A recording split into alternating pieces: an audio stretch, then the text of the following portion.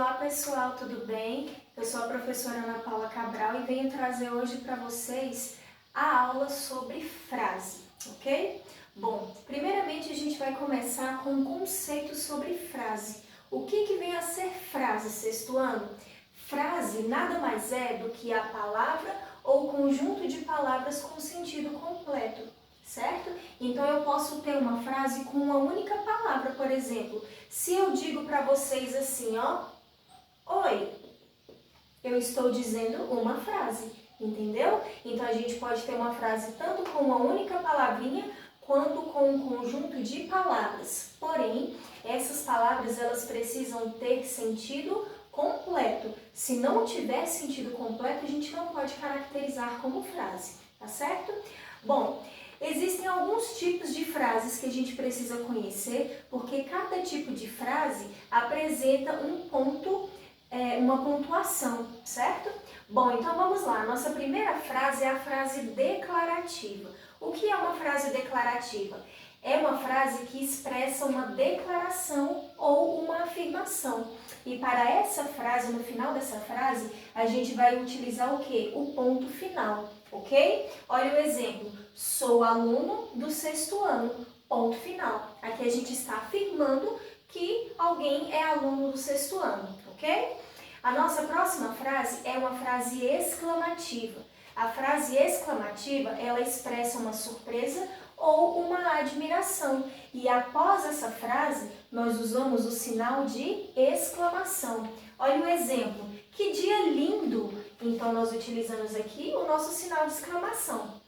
Na frase interrogativa, é aquela frase que apresenta uma pergunta e ao final dessa pergunta a gente vai utilizar o nosso ponto de interrogação. Olha um exemplo. Pode ouvir minha voz? Então aqui a gente coloca o nosso pontinho de interrogação. E a nossa última frase é a frase imperativa. O que é uma frase imperativa? A frase imperativa ela expressa ordem, pedido, e ao final dessa frase nós podemos usar tanto um ponto final quanto um ponto de exclamação. Olha o exemplo. Por favor, cante uma música para mim. Então aqui nessa frase nós utilizamos um sinal de exclamação, ok? Agora nós vamos ver sobre os sinais de pontuação. O primeiro sinal de pontuação que nós temos é o 2 pontos. Como esses 2 pontos são utilizados? Eles são usados em diálogos e para indicar que alguém vai falar, e eles também servem para iniciar uma enumeração.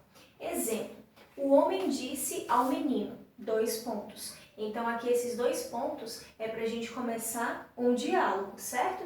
E no segundo exemplo, vá à padaria e compre pães, leite e ovos. Aqui a gente tem um exemplo de enumeração. Aqui a gente utiliza os 2 pontos para enumerar quais são as coisas que devem ser compradas na padaria, ok? Travessão. O travessão é usado antes de reproduzir a fala de alguém. Exemplo, quando nós estivermos escrevendo um texto narrativo e que tenha diálogos, né, de personagens, a gente sempre precisa iniciar com um travessão. Eu quero voltar, e disse a menina assustada. O outro sinal de pontuação que nós temos é o parênteses. E os parênteses, eles são usados para isolar ou separar a parte de um texto, ou seja, quando você quer dar ênfase a uma parte do texto, a gente separa através dos parênteses. Exemplo, Duda disse que viria hoje. Será? Então aqui a gente utilizou o parêntese justamente para enfatizar essa pergunta, esse será, ok? Já. Reticências. Reticências são usadas para sugerir ideias de forma subentendida. O que vem a ser uma forma subentendida? Uma forma escondidinha. A gente não deixa explícito, mas deixa subentendido, ok? Bom, aquele garoto me parece estranho ou seja, essas reticências estão dando a ideia de que algo virá depois delas, ok? As aspas. Aspas são usadas para indicar que uma palavra foi usada com sentido diferente ou para reproduzir as palavras de alguém.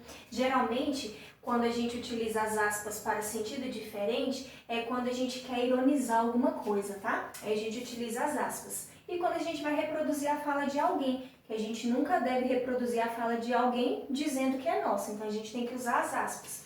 Exemplo, que roupa linda! A gente colocou as aspas justamente para ironizar. Provavelmente essa roupa não deve ser tão linda, né?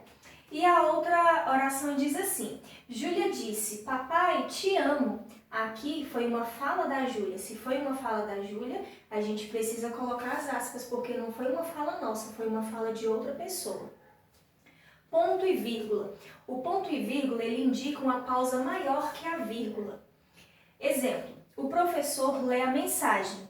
Em seguida, sai de sala. Então, esse ponto e vírgula nos dá a ideia de que houve uma pausa maior do que a vírgula, ok? A vírgula a gente vai ver a seguir como funciona essa questão. Existem pontos diferentes para a gente poder falar sobre a vírgula, certo? Bom, a vírgula. A vírgula, nós veremos aqui pouquíssimos casos sobre vírgula, por enquanto, esses 3 casos, porque os casos sobre vírgula são muitos e a gente vai ver esses casos ao longo do tempo, ok? Então, o que vai importar para a gente agora são esses aqui. Bom, o primeiro caso de vírgula é que ela marca uma pequena pausa na leitura ou pode isolar partes da frase. Exemplo, chegou cedo, mãe. Aqui, a nossa vírgula está isolando a parte de uma frase. Aqui, esse mãe, a gente vai classificar como vocativo, que é um chamamento. Esse conteúdo a gente vai ver só no 8º ano, então fiquem tranquilos quanto a isso. Então, aqui a gente usou a vírgula para fazer a separação de um termo dentro da frase, certo? Aqui nessa outra, leões, onças e hienas foram soltos. Aqui a gente utilizou a vírgula para separar um dos termos, para separar os termos dentro da oração. Professora, mas por que não tem vírgula aqui? Porque antes da penúltima palavra, a gente coloca um E, que é uma conjunção aditiva, para depois colocar o último item. Então, a gente coloca leões, vírgula, onças e hienas, ok? Bom, o outro exemplo é que nas datas separa o nome da cidade e o dia do mês. Exemplo, Brasília, 20 de abril de 2020. Então, aqui nós separamos o nome da cidade da data do mês, ok? E o nosso último exemplo aqui é nos endereços, quando nós vamos separar o nome da rua e o número da casa. Lucas mora na rua Rio Verde, casa 47B. Então, aqui, por meio da vírgula, nós separamos o nome da rua com o número da casa, tá bom? Então, essas aqui foram as dicas sobre sinais de pontuação. Espero que vocês tenham compreendido. Então, até a nossa próxima aula. Beijos e fiquem com Deus. Tchau, tchau!